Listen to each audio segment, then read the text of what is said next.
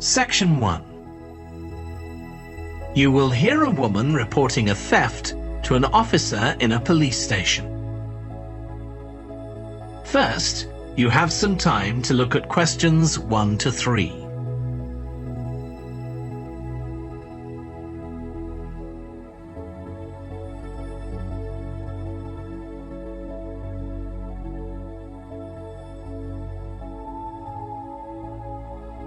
You will see that there is an example that has been done for you. On this occasion only, the conversation relating to this will be played first. Good morning. What can I do for you? I want to report a theft. I had some things stolen out of my bag yesterday. I'm sorry to hear that. Right, so I'll need to take a few details. Can I start with your name? Louise Taylor. The woman's name is Louise Taylor. So Taylor has been written in the space.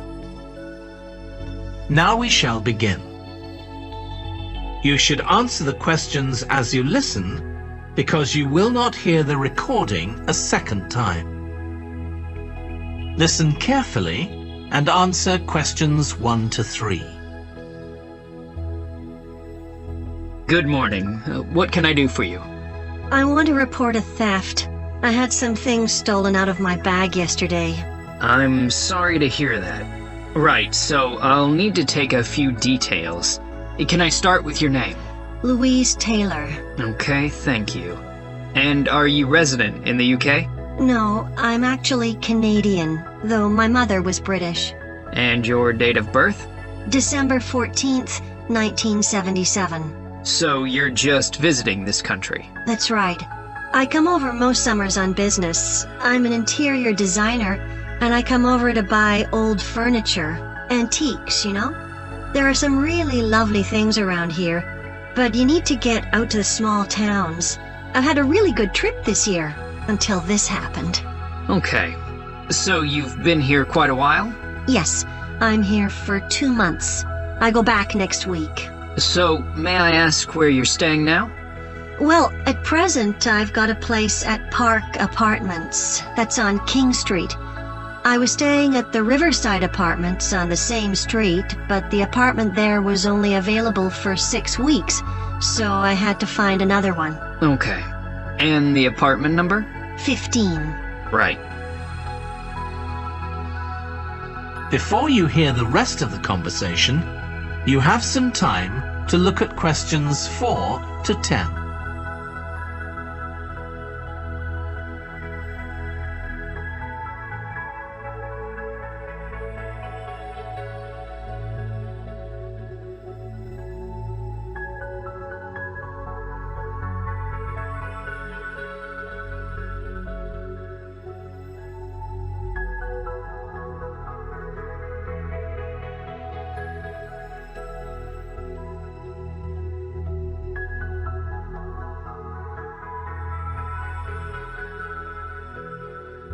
Now listen and answer questions 4 to 10. Now, I need to take some details of the theft. So, you said you had some things stolen out of your bag? That's right. And were you actually carrying the bag when the theft took place? Yes, I really can't understand it. I had my backpack on, and I went into a supermarket to buy a few things, and when I opened it up, my wallet wasn't there. And what did your wallet have in it? Well, fortunately, I don't keep my credit cards in that wallet. I keep them with my passport in an inside compartment in my backpack, but there was quite a bit of cash there. About £250 sterling, I should think. I withdrew £300 from my account yesterday, but I did a bit of shopping, so I must have already spent about £50 of that. Okay. At first I thought, oh, I must have left the wallet back in the apartment. But then I realized my phone had gone as well. It was only a week old, and that's when I realized I'd been robbed. Anyway, at least they didn't take the keys to my rental car. Yes. So you say the theft occurred yesterday? Yes. So that was September the 10th? And do you have any idea at all of where or when the things might possibly have been stolen? Well, at first I couldn't believe it because the bag had been on my back ever since I left the apartment after lunch. It's just a small backpack, but I generally use it when I'm traveling because it seems safer than a handbag. Anyway, I met up with a friend, and we spent a couple of hours in the museum. But I do remember that as we were leaving there, at about 4 o'clock, a group of young boys ran up to us, and they were really crowding round us, and they were asking us what time it was. Then, all of a sudden, they ran off. Can you remember anything about them? The one who did most of the talking was wearing a t-shirt with a picture of something. Let's see. A tiger. Right. Any idea of how old he might have been? Around 12 years old? And can you remember anything else about his appearance? Not much. He was quite thin. Color of hair? I do remember that. He was blonde. All the others were dark-haired. And any details of the others? Not really. They came and went so quickly. Right. So, what I'm going to do now is give you a crime reference number so you can contact your insurance company. So, this is 10 digits. 87954 82361. Thank you. So, should I contact... That is the end of section 1. You now have half a minute to check your answers.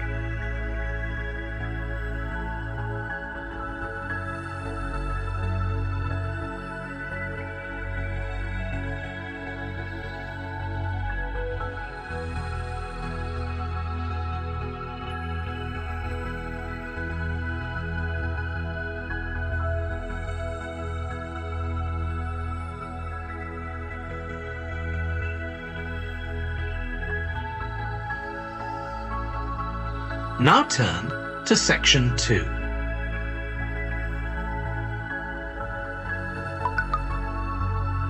Section 2.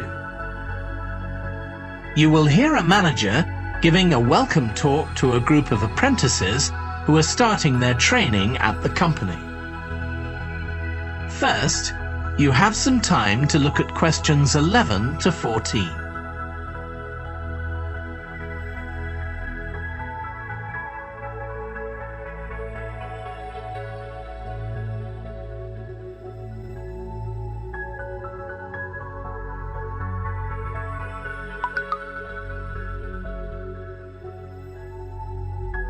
Now listen carefully and answer questions 11 to 14. Good morning, everyone. My name's Janet Parker, and I'm the Human Resources Manager.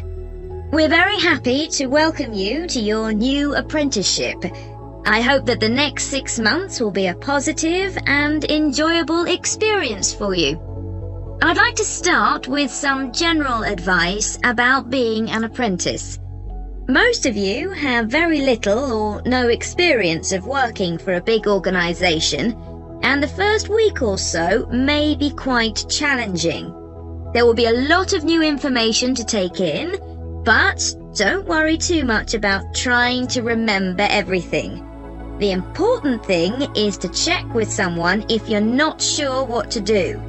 You'll find your supervisor is very approachable and won't mind explaining things or helping you out. You're here to learn, so make the most of that opportunity. You'll be spending time in different departments during your first week, so make an effort to talk to as many people as possible about their work. You'll make some new friends and find out lots of useful information. As well as having a supervisor, you'll each be assigned a mentor. This person will be someone who's recently completed an apprenticeship, and you'll meet with them on a weekly basis. Their role is to provide help and support throughout your apprenticeship. Of course, this doesn't mean they'll actually do any of your work for you. Instead, they'll be asking you about what goals you've achieved so far, as well as helping you to identify any areas for improvement.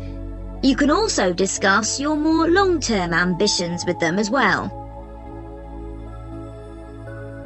Before you hear the rest of the talk, you have some time to look at questions 15 to 20.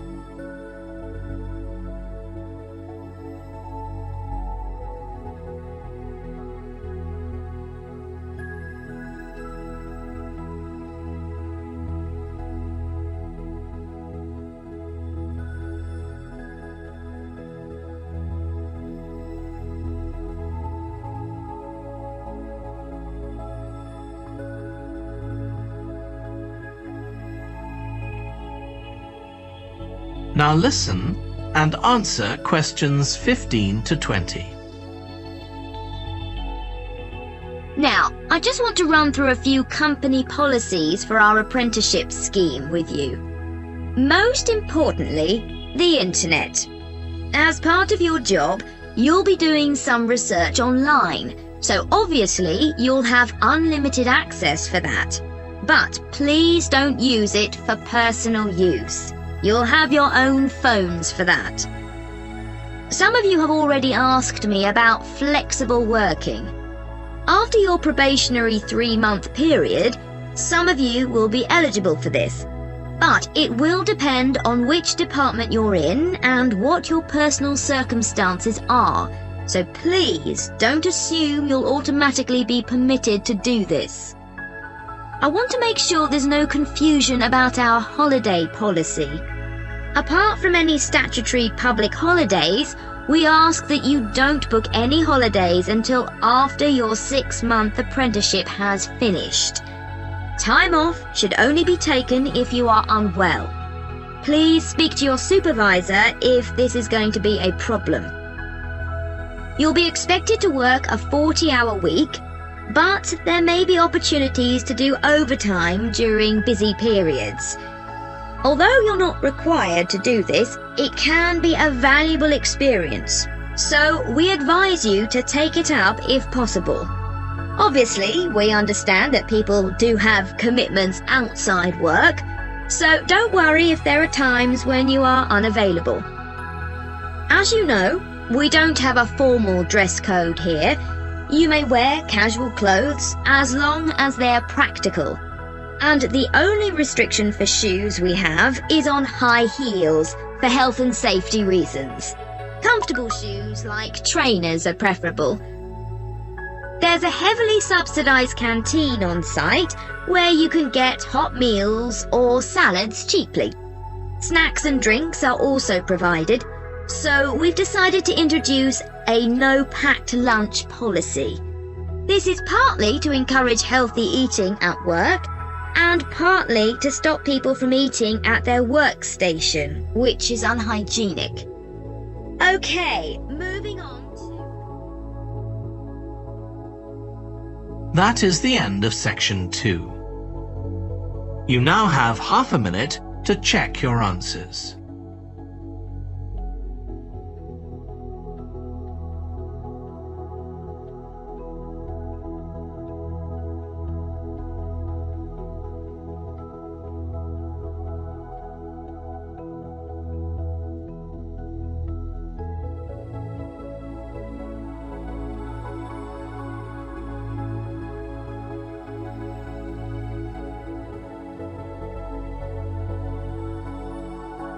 Now turn to section 3.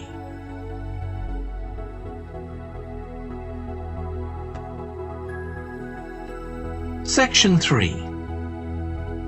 You will hear 2 urban planning students, called Carla and Rob, discussing their presentation on cities built by the sea, following instructions from their tutor. First, you have some time to look at questions 21 to 25.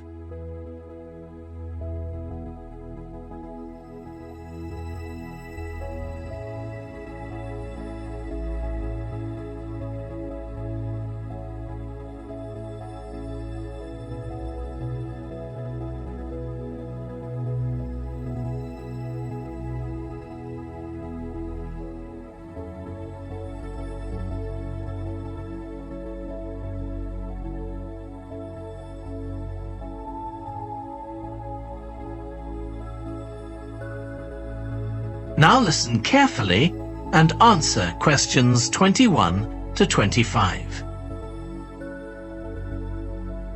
Okay, so what I'd like you to do now is to talk to your partner about your presentations on urban planning.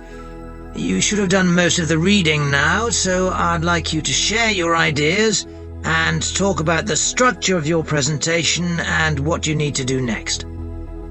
Okay, Rob, I'm glad we chose quite a specific topic. Cities built next to the sea. It made it much easier to find relevant information.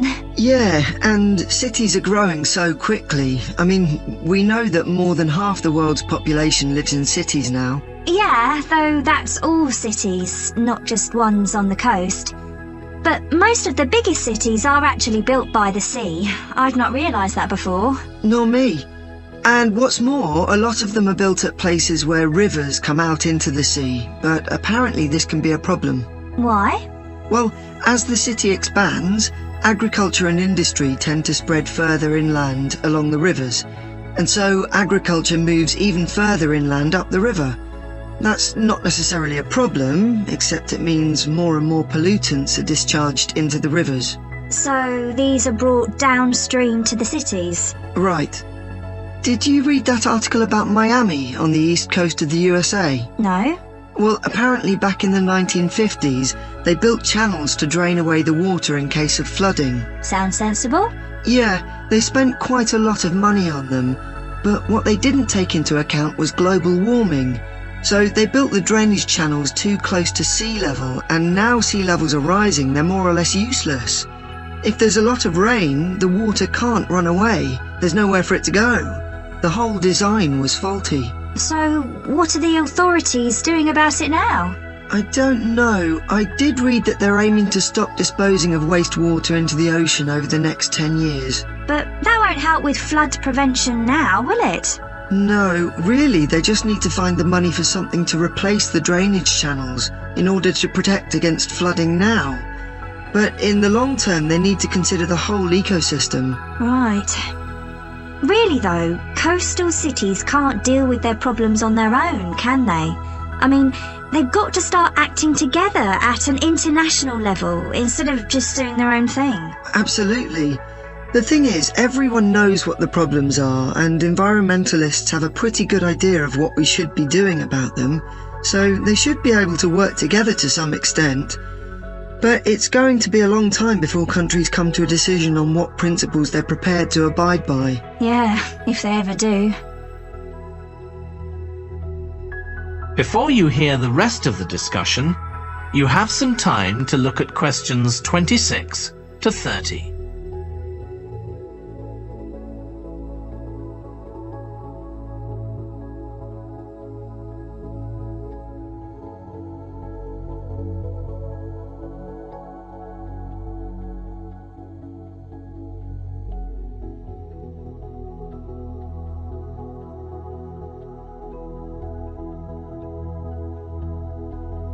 Now listen and answer questions 26 to 30. So, I think we've probably got enough for our presentation. It's only 15 minutes. Okay, so I suppose we'll begin with some general historical background about why coastal cities were established. But we don't want to spend too long on that. The other students will already know a bit about it. It's all to do with communications and so on. Yes. We should mention some geographical factors, things like wetlands and river estuaries and coastal erosion and so on. We could have some maps of different cities with these features marked. On a handout, you mean? Or some slides everyone can see? Yeah, that'd be better. It'd be good to go into past mistakes in a bit more detail. Did you read that case study of the problems there were in New Orleans with flooding a few years ago? Yes, we could use that as the basis for that part of the talk. I don't think the other students will have read it, but they'll remember hearing about the flooding at the time. Okay. So that's probably enough background. So then we'll go on to talk about what action's been taken to deal with the problems of coastal cities. Okay. What else do we need to talk about? Maybe something on future risks, looking more at the long term if populations continue to grow? Yeah, we'll need to do a bit of work there. I haven't got much information, have you? No, we'll need to look at some websites. Shouldn't take too long. Okay. And I think we should end by talking about international implications. Maybe we could ask people in the audience. We've got people from quite a lot of different places. That'd be interesting if we have time, yes. So now, shall we... That is the end of section 3. You now have half a minute to check your answers.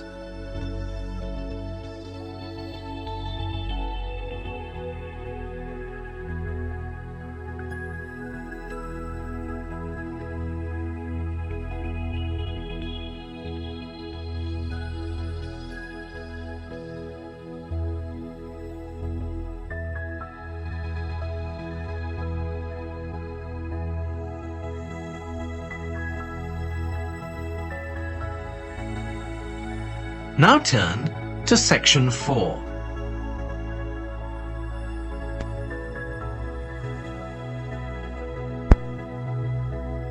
You will hear part of a lecture on renewable energy that uses the power of the sea. First, you have some time to look at questions 31 to 40.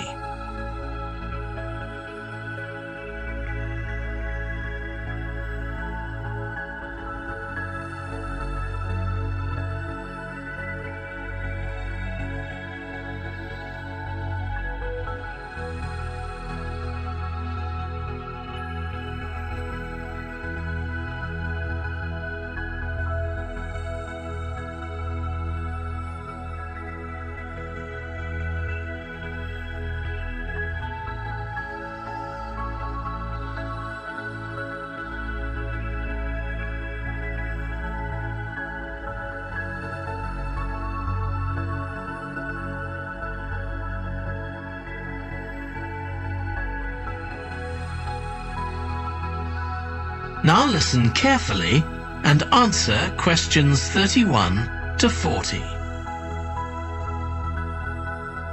Producing enough energy to meet our needs has become a serious problem. Demand is rising rapidly because of the world's increasing population and expanding industry. Burning fossil fuels like gas, coal and oil seriously damages the environment, and they'll eventually run out. For a number of years now, scientists have been working out how we can derive energy from renewable sources, such as the sun and wind, without causing pollution. Today, I'll outline marine renewable energy, also called ocean energy, which harnesses the movement of the oceans. Marine renewable energy can be divided into 3 main categories: wave energy, tidal energy, and ocean thermal energy conversion. And I'll say a few words about each one. First, wave energy. Numerous devices have been invented to harvest wave energy, with names such as Wave Dragon, the Penguin, and Mighty Whale. And research is going on to try and come up with a really efficient method. This form of energy has plenty of potential, as the source is constant, and there's no danger of waves coming to a standstill. Electricity can be generated using onshore systems, using a reservoir, or offshore systems. But the problem with ocean waves is that they're erratic, with the wind making them travel in every direction. This adds to the difficulty of creating efficient technology. Ideally, all the waves would travel smoothly and regularly along the same straight line. Another drawback is that sand and other sediment on the ocean floor might be stopped from flowing normally, which can lead to environmental problems.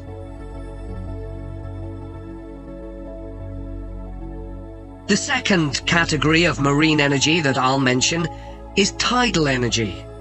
One major advantage of using the tide rather than waves as a source of energy is that it's predictable. We know the exact times of high and low tides for years to come. For tidal energy to be effective, the difference between high and low tides needs to be at least 5 meters. And this occurs naturally in only about 40 places on Earth.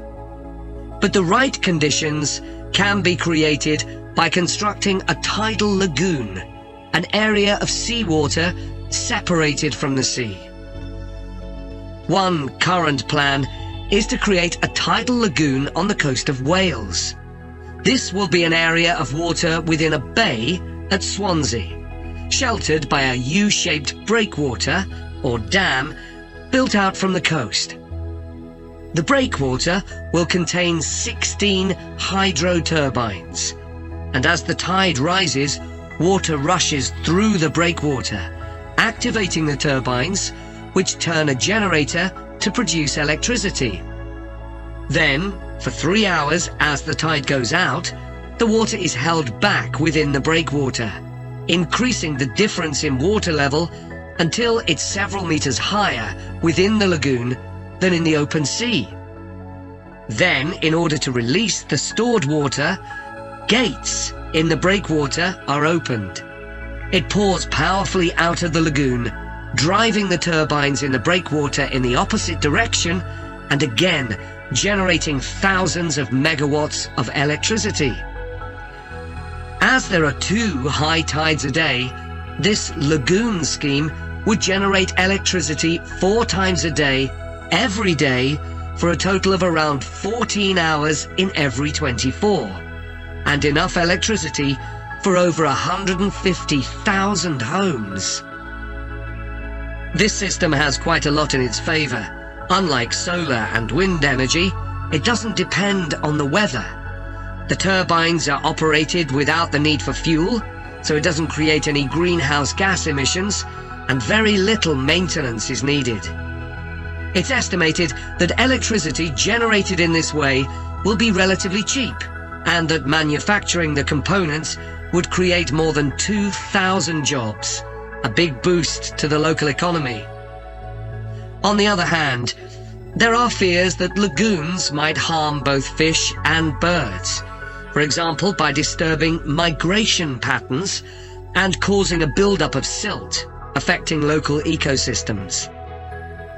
There are other forms of tidal energy, but I'll go on to the third category of marine energy, ocean thermal energy conversion. This depends on there being a big difference in temperature between surface water and the water a couple of kilometers below the surface, and this occurs in tropical coastal areas. The idea is to bring cold water up to the surface using a submerged pipe. The concept dates back to 1881. That is the end of section 4. You now have half a minute to check your answers.